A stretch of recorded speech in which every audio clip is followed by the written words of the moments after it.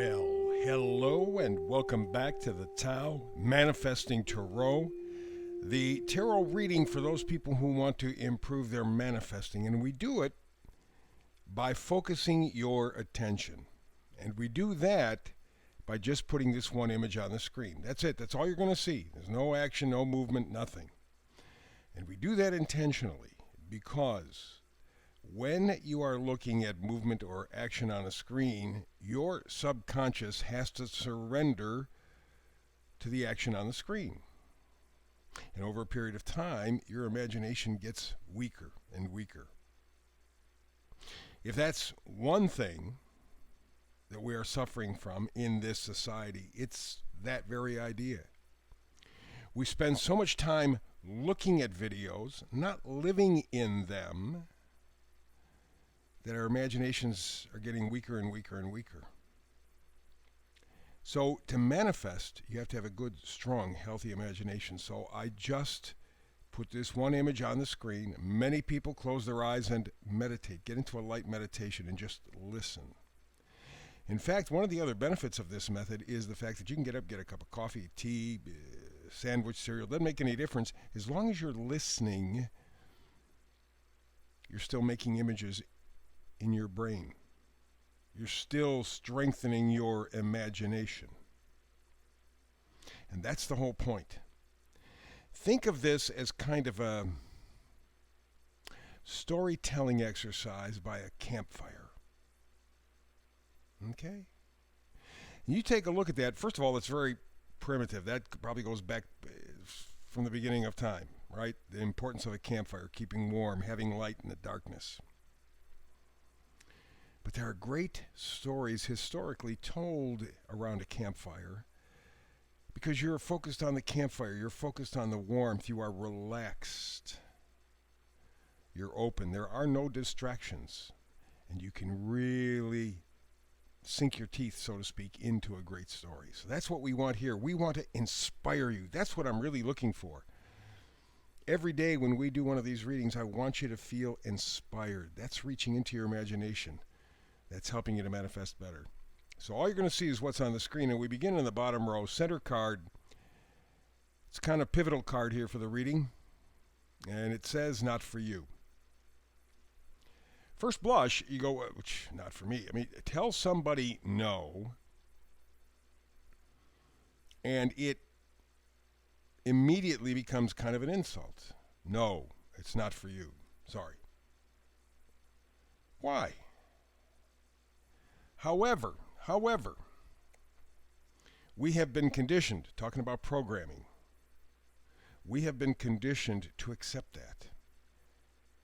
Take a look around you now at your world. Take a look at how many things are not for you anymore. Just take a look. You don't have any control over your health decisions. You don't have any control over your money decisions. You don't have any control over your work conditions. You don't have any control over your social conditions. You don't have control. And yet we're, in many ways, kind of getting used to it. There are a few bright lights, people who are standing up, saying no. But for the most part, we're rolling over like sheep. You're being told not for you, and you go, okay. Well, if you're going to manifest, you can't do that. You cannot do that. And if you want to brighten the world, you start with yourself first. So, rather than looking at kind of the negative spin, it's not for you, how about rather we go never again? Same kind of idea, a little different, but the same kind of idea. Front row, card all the way to the left. Wheel of Fortune. What this tells me is it's kind of a destiny thing going on right now. It's a turning point. It's kind of an awakening. You are seeing that you have other options, or you should have other options. You're aware of that. And with the astrology going on these days, the Mercury retrograde, we're in a lunar eclipse season, Pluto getting ready to, in fact, at this point, for all intents and purposes, because it moves so slowly, it's already stationary. getting ready to go back into Capricorn for a few months and then come back into Aquarius and stay there. But we're in a transition period. You can feel it. You can feel it. And so the Wheel of Fortune card says, hey, you're getting a look at the big picture. You are at a turning point in your life. Which way are you going to go? Well, the next card over is the Five of Wands. And wands are enthusiasm, positivity, excitement, but they're also just a lot of noise too. And a Five of Wands says there's conflict, there's battle. It's bickering, it's pettiness. And that's what's been going on in your life, although it's felt much more serious than that. That's really what's been going on. Just a lot of noise to distract you. And that's really what the Five of Wands is all about. It's taking your energy, your positive energy, your enthusiasm, and distracting you from it so that you settle for whatever they give you. And really all you're looking for is the next card. It's justice. It's fairness. It's truth. Boy, is that hard to come by. You can do it, though. You can do it. And that's what you need to do. You need to find what's true for you. You can no longer accept what they tell you is good for you. Can't do that. It's not for you. Never again allow them to dictate how you feel, how you think, what you do, what you can or can't do. Never again. And we move up now in the Wands department to the Page of Wands. Pages always change the storyline. The Page of Wands says, ah, yes. Positivity. And as I'm looking at this card, and you can see it from your screen, depending how large the screen is. Here you have this Page of Wands holding on to a wand. You notice out of the wand there's greenery. Things are growing. It's alive. And yet around him, it appears like it's a desert. There's nothing. But what he is holding on to is alive. It is growing. Same thing with you. Going back to the same old way, letting them dictate your life. And that's literally what they're doing. They're dictating your life. You're saying, not for me anymore. Never again. It's not going to happen. And we move up to the second row, Page of Cups. How do you begin? Well, you begin with a little bit of self-love. And the Page of Cups, again, pages change the storyline. It's not a big deal, but it can grow into a big deal. And the Page of Cups is primary. It is simply valuing yourself, thinking about, you know what? Maybe I am worth something. Maybe I am more important than what they've told me. Maybe I can do what they say I can't do. Maybe I should do. Well, I'm not going to listen to them ever again. It's not for me anymore. Page of Cups. Start small, but just that declaration to yourself. How can you make it? Nine of Pentacles. Nine of Pentacles is like a mini Queen of Pentacles. The Nine of Pentacles knows what is important to her. And again, when we're talking Pentacles, we're not talking money. Because money, when you get right down to it, doesn't buy you health, doesn't buy you happiness, doesn't buy you friends, doesn't buy you love.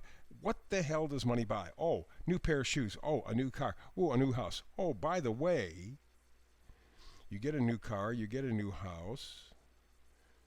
Whatever you buy owns you. You have to maintain it. Oops, you're not free. Oh, you're playing their game. Nine of Pentacles doesn't play the game. She knows what's important to her. I don't care if it's milk chocolate. I don't care if it's a sunny day. I don't care if it's a hug from someone you love. Those are the pentacles for her. That's what she values. And she is the one that set the values on those, not other people. She did. Very, very powerful. And next card over is the Knight of Cups. Knights always bring gifts. Cups bring love, affection. It's good stuff.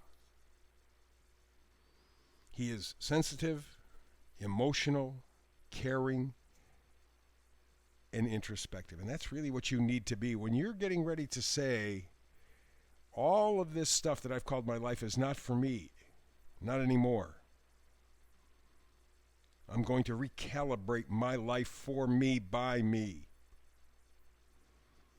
It takes a little bit of self-love. So you start with the Page of Cups, but it grows. As you know what's valuable to you, it grows into the Knight of Cups. and you begin to feel that self-love, that self-worth. Last card up top we had on the bottom was the first card in the reading, actually. It was the Wheel of Fortune. We got it again. So again, I'm reminding you, you're at a destiny, a turning point, an awakening. You have the chance to walk away from a life that they told you you were worthy of and decide what kind of life you're worthy of. But don't do it by their terms. Don't do it by just money. Do it by true values. That's what's really important.